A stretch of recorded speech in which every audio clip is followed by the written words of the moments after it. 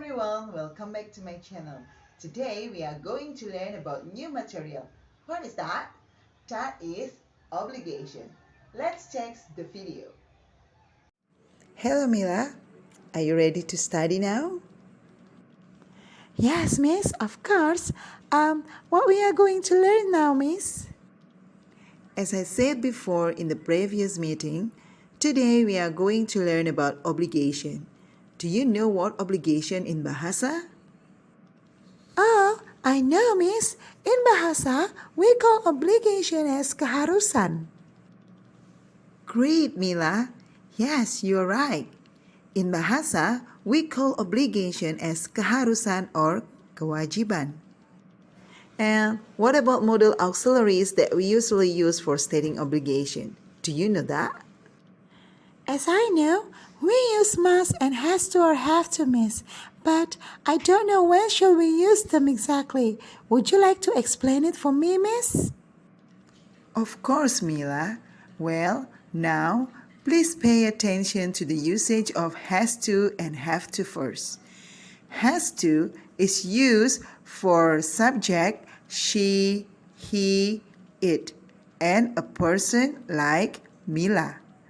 Meanwhile, we use have to for subject I, you, they, we, or more than one person like Mila and Lily. Well, would you like to give the example of their usage, miss? Okay, say for example, Nita has to go home before 10 p.m. So, we use has to because the subject is Nita, that one person. But if the subject use two people, we use have to. Say for example, Nita and Ria have to go home before 10 p.m. So, we use have to there. In bahasa, we can say, jadi kita akan memakai has to jika subjeknya itu adalah satu orang. Dan kita akan memakai have to jika subjeknya itu dua orang atau lebih. Oh, I see. Now, I will try to make the example, miss. The first, you have to make English tasks tomorrow. And the second, he has to get her mom to the doctor. Am I right, miss? Excellent, Mila. Now, do you know when should we use must and have to or has to? I don't know yet, miss. Would you like to explain it? Well, must used to show speaker feeling or come from the speaker. Meanwhile, have to or has to used to state obligation that come from outside of the speaker or someone feeling. Say for example like this, I must study hard for being the best in English test. Jadi, si pembicara ini mengatakan bahwa dia harus belajar keras agar bisa mendapatkan nilai terbaik dalam tes bahasa Inggris. Nah, itu berarti kan dia datang dari dirinya sendiri. Berbeda dengan kata atau kalimat, I have to study hard to make my parents proud of me. Nah, di sini berarti dia itu belajar keras karena ingin membuat orang tuanya bangga. Jadi dia memakai kata have to, bukan must. Well, next, the usage of must is to give advice from closest person. Jadi biasanya kita pakai must itu untuk memberikan nasihat kepada orang-orang terdekat kita. Say for example, you must help needy people. Kamu harus menolong orang-orang yang membutuhkan. Nah, di sana itu kan sejenis nasihat ya yang diberikan kepada kita. Sementara, kalau have to, that is use or come from the situation. Biasanya itu adalah peraturan yang datang dari situasi di sekitar. Say for example, I have to see the doctor tomorrow.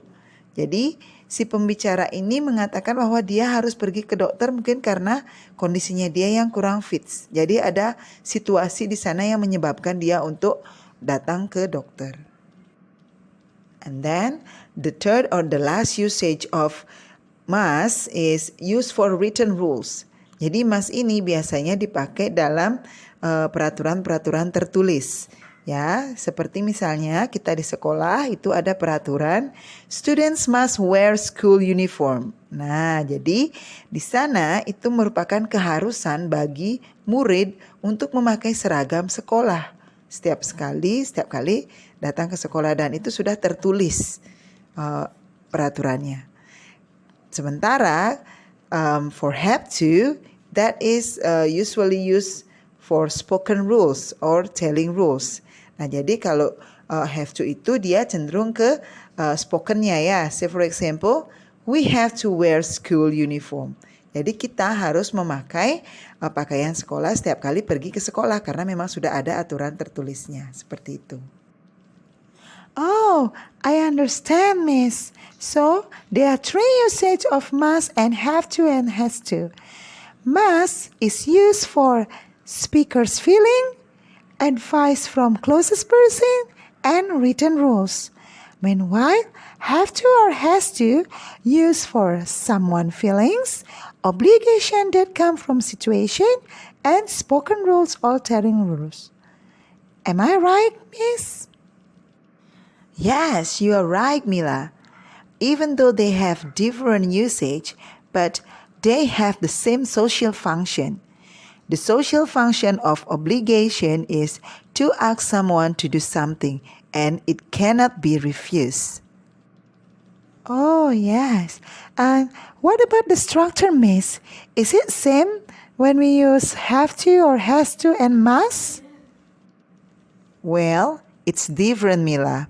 For verbal sentence, the structure of obligations are subject plus must plus verb 1 plus object plus adverb. And then we use subject plus have to or has to plus verb plus object plus adverb. For nominal sentence, we use subject plus must plus be plus adjective or noun or adverb. And we will use subject plus have to or has to plus be plus adjective or noun or adverb. So remember to put be in nominal sentence. Then, from that structure, we know that the language features of obligations are: first, it is using modal auxiliaries must, have to, and has to. And it's also using singular and plural nominal with or without a, the, this, those, my, their, and etc. Wow, it's so obvious now. Thank you for your clear explanation, Miss. My pleasure, Mila. See you on the next meeting. See you, Miss. Thank you. Well, thank you for watching my video. See you on the next video. Bye-bye.